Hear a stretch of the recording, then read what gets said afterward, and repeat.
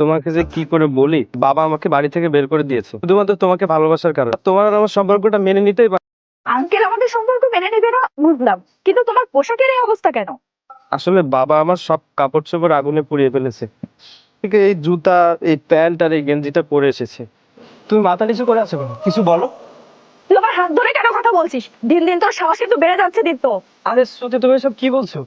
আমি তোমার হাত ধরে কথা বলবে এতে সাহসের কি আছে? চুপ কর ছোট লোকের বাচ্চা, তোর পরনে যে পোশাকটা সেটা তো ধার করে নিয়ে এসেছিস। আরে তোর তো তুই ছাড়া কিছুই নেই, আর তুই আমাকে বিয়ে করার স্বপ্ন কিভাবে দেখলি? আমি আমার মূল্যবান সময় নষ্ট করতে চাচ্ছি না। আসি, বাই। শ্রুতি, শ্রুতি আমার কথা শোনো। দাঁড়াও শ্রুতি। আমার মনে তোর মতো ছোট লোকদের জন্য কোনো দয়া মায়া নেই। যা বের হ, বের হ এখান থেকে। স্যার একটু দয়া করুন। বেরিয়ে যা ছোট লোকের বাচ্চা। আজকের পর থেকে তোকে যেন আমার রেস্টুরেন্টে আসে, এখানে যারা খেতে আসে তারা প্রত্যেকে টাকাওয়ালা। আর হ্যাঁ, যদি কোনোদিন কখনো তোর টাকা পয়সা হয়ে থাকে তাহলে আমার রেস্টুরেন্টে খেতে আসবি, এর আগে না। আমার কথা যেন মনে থাকে। তোর গাড়ির দাম শুনতে হবে না, তুই এখান থেকে যা। আমাদের শোরুমে তোকে নোংরা অবস্থায় দেখলে আমাদের গাড়িতে বিক্রি হবে না। গাড়ির দাম শুনবি তাই তো? এই গাড়ির দাম 40 লক্ষ টাকা। কিন্তু ভাইজান, আপনি আমাকে মারলেন কেন? 30 লক্ষ টাকা সেটা বলে দিলেই তো হয়ে যেত। তোর মতো রাস্তার পাগল এই গাড়ির দাম মনে রাখতে পারবে না, এই কারণে তোকে চড়টা দিয়েছি। যতবার গালে ব্যথা উঠবে ততবার এই গাড়ির দামটা তোর মনে। চেয়ারম্যান চেয়ারে যিনি বসেছেন উনি কি দীপ্ত? হ্যাঁ কামরু স্যার, ওই আমার ছেলে দীপ্ত। আরে স্যার আপনি এসব কি বলছেন?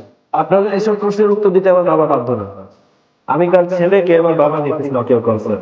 এখান থেকে চলে যান, because money is power and time is money. আমি বিশ্বাস করিনি, কিন্তু সেদিনই বুঝলাম, যেদিন তুমি আমার কিছু নেই দেখে অপমান করে তাড়িয়ে দিয়েছিলে। শ্রুতি, আমার প্রথম পরীক্ষা তুমি ছিলে, যেখানে সফলতার দ্বার প্রান্তে নিয়ে যেতে পেরেছি। 1 মাস কঠোর পরিশ্রম করেছি, এই দুনিয়ার মানুষগুলোকে খুব কাছ থেকে দেখেছি। গায়ে ভালো পোশাক আর পেটে ভাত না থাকা পৃথিবীটা টাকার গোলাম। The whole world is a slave to the money. Dipto, আমি আর আগের মতো নেই, আমি তোমার হতে চাই। আমার হৃদয়ের ঘরের দরজার করাতে তালা দেওয়া, যে চাবিটা আমি হারিয়ে আমার ম্যানেজারকে বলে তোমার চাকরিটা কনফার্ম করে দিতে পারি। ভাগ্যের কি নির্মম পশ্চিম হয়ে থাকার কথা, সে একজন সামান্য এমপ্লয়ি হয়ে থাকবে। শ্রুতি, তুমি সোনার হরিণটা পেয়েও হারাবে। টাকা ইনকাম করার জন্যই তুমি আমার কোম্পানিতে জব নিয়েছো। যে টাকার জন্য তুমি আমাকে ছেড়ে চলে গিয়েছিলে, সেই টাকার জন্য কোম্পানিতে জব করতে এসেছো। কি অদ্ভুত, তাই না? সত্যি। Anyways, I have a meeting.